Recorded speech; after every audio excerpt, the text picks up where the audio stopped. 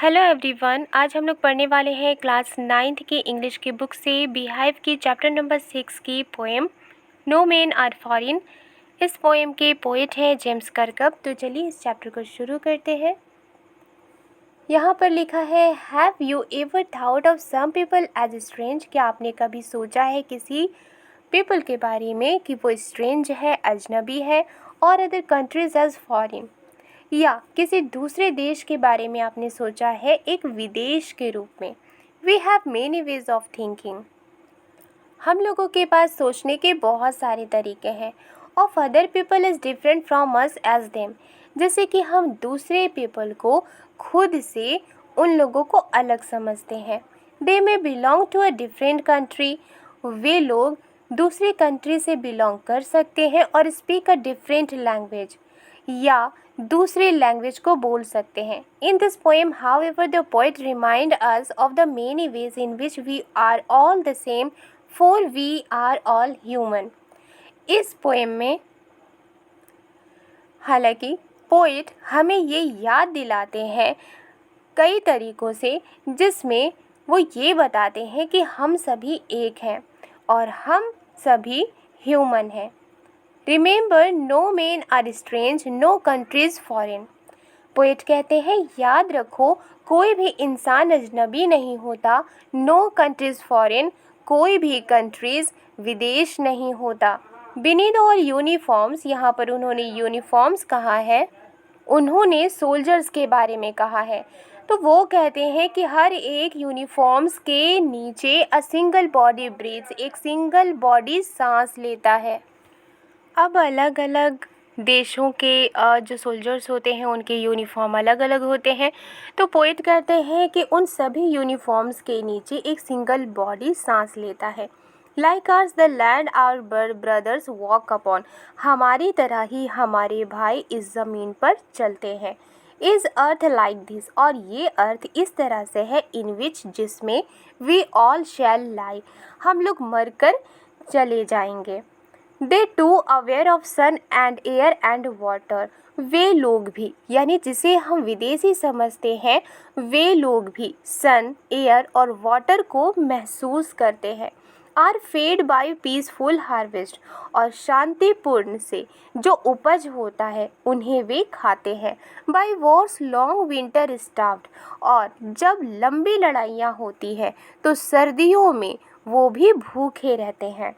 Their hands hour hours, और उन लोगों के हाथ हमारे हाथ हैं। And in their lines we read, और उन हाथों की रेखाओं को हम लोग पढ़ते हैं। A labour not different from our own, और जो हार्ड वर्क है, उनका जो परिश्रम है, वो हम लोगों से अलग नहीं है। Remember they have eyes like ours that wake और sleep.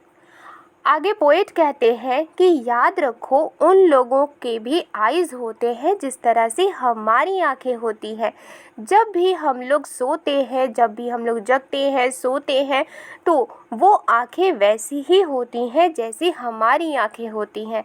And strength that can be won by love, और उनके भी स्ट्रेंथ होते हैं, उन्हें भी ताकत होती है जिसे जीता जा सकता है, किससे?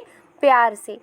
In every land is common life, poet कहते हैं कि हर एक जगह लाइफ कॉमन होती है।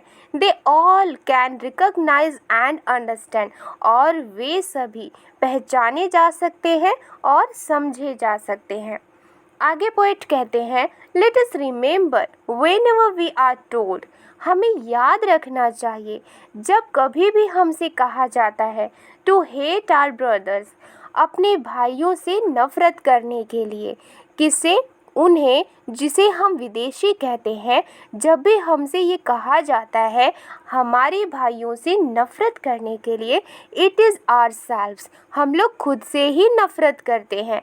That we shall dispossess, betray, condemn, और हम लोग अगर उनसे नफ़रत करते हैं तो हम लोग खुद को ही वंचित करते हैं, खुद को ही धोखा देंगे और खुद को ही बुरा कहेंगे। Remember we who take arms against each other. याद रखो, हम लोग जो एक दूसरे के खिलाफ हथियार उठाते हैं, it is the human earth that we defile.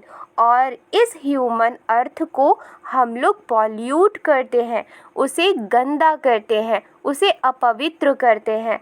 Our hells of fire and dust, और हमारी आग और डस्ट की जो नरक है, जिसे हमने नरक बना दिया है, outrage the innocence of air, वो हवाओं की मासूमियत को, यानी कि जो लोग मासूम हैं उन पर अत्याचार करते हैं। That is everywhere our own, जो कि हर जगह है, वो हमारे ही हैं। Remember no man are foreign. याद रखो, कोई भी इंसान विदेशी नहीं होता। एंड नो कंट्रीज स्ट्रेंज, और कोई भी देश अजनबी नहीं होता। राइट।